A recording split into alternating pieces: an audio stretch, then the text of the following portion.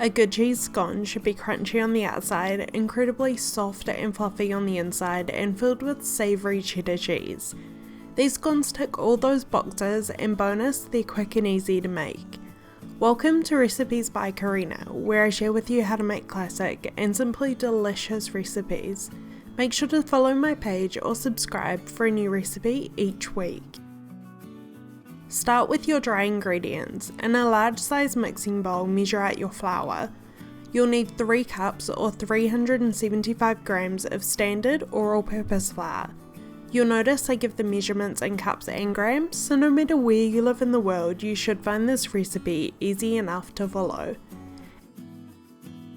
If you'd like the full recipe for these cheese scones, a printable or screenshot version will be on my website, as well as the full measurements listed in the description box below. Next, measure out 2 tablespoons of baking powder and add it to the bowl.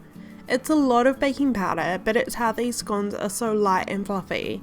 Make sure not to mix it up with baking soda here, or your scones will be so bitter and awful. It's an easy mistake, but makes a huge difference in the final product. Ever since I posted the recipe for English scones served with jam and cream, I've gotten so many questions and requests for how to make cheese scones. The recipes are pretty similar, with a few tweaks here and there. Let me know in the comments below which is your favourite, plain scones with jam and cream or cheese scones with butter. I would definitely be in team cheese. You really can't beat a good cheese scone. Finally, for the dry ingredients, add a good few pinches of salt, not too much here as the scones will get more salt from the cheese, as well as a 1/4 teaspoon of cayenne pepper. The cayenne pepper adds a wonderful kind of bite to the scones. They're definitely not spicy at all, so you don't need to worry about that, but only add more if you're a fan of some heat.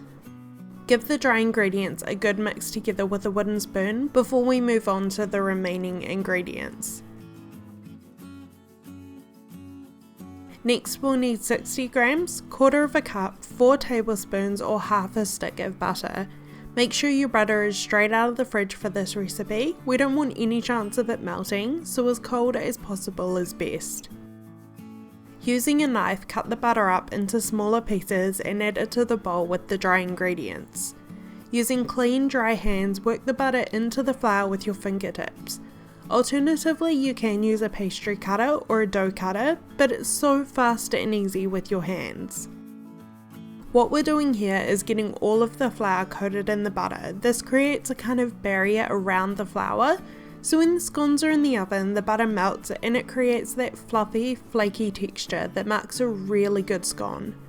Doing this also helps prohibit gluten development in the flour, which is what stops the scones turning into more of a bread-like texture, which we don't want. If at any stage during this you can start to feel the butter melting, whether that's because you live in a hot climate or your fingertips are just too hot, place the whole bowl into the fridge for about 15 minutes. We really want the butter to be super cold here, so be careful of it melting. This recipe will make 6 large cheese scones or 8 smaller scones. If you'd like, you can easily halve the recipe to make 4 small or 3 large. The same goes for doubling if you have a lot more people to feed. Also, think of scones as a base recipe. There are so many different flavours you can add or keep them simple and delicious. A few favourites are bacon pieces, olives, jalapenos, sun-dried tomatoes, feta or caramelised onions. The options are pretty much endless.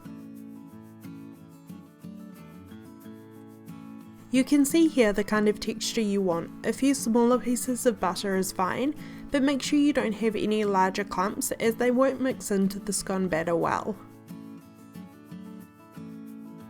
To make the best ever cheese scones, you want to choose your cheese carefully. We want a strong cheddar, not a more mellow like mozzarella, as it won't have any good flavour that will come through.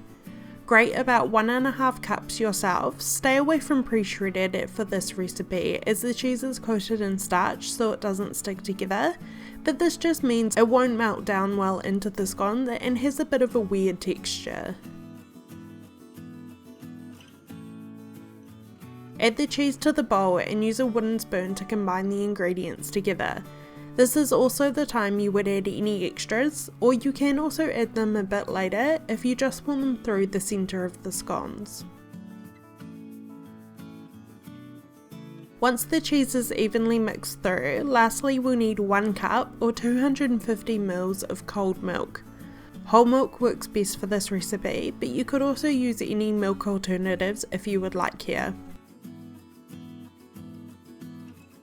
Gently fold the scone dough together with a spoon. Be really careful here not to overmix. We want to work with the scones as least as possible. This keeps them super soft. You'll probably have a pretty dry looking dough, but don't add any more milk as it will start to come together.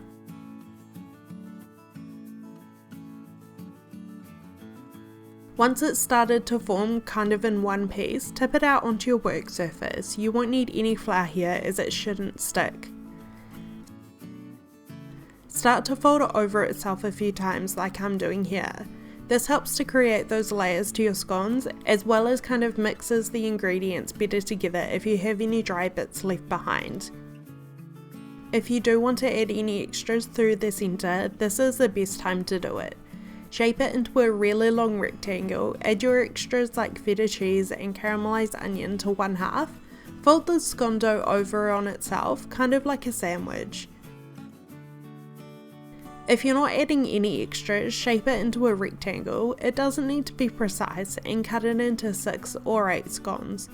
Alternatively, you can use a cookie cutter if you want them to look a bit more uniform, but I prefer the rustic look for cheese scones, and this way is so much faster. Place the cheese scones onto a lined baking sheet, spacing them well apart as they will puff up a lot in the oven. You can see those layers that I was talking about before from folding the scone dough over on itself a few times. Use a pastry brush and brush the tops of the scones with a little milk. This helps them brown really beautifully. Alternatively, you could also use an egg wash, but the milk does a good job. And finally, top with a little extra shredded cheese. Bake the scones in a 220°C or 420°F oven for about 20 to 25 minutes, or until they've puffed up and are a deep golden brown. If you've made the scones smaller, they will need closer to 15 minutes. Let the scones cool for a few minutes on the baking sheet before transferring to a wire rack to cool completely. These scones are definitely best the day you make them, but they will keep for 3 days in an airtight container at room temperature. It's best to reheat them slightly in the oven or microwave for a few seconds to freshen them up before serving. I hope you try out these delicious cheese scones, they're honestly the best. Thank you so much for watching, and I'll see you in my next video.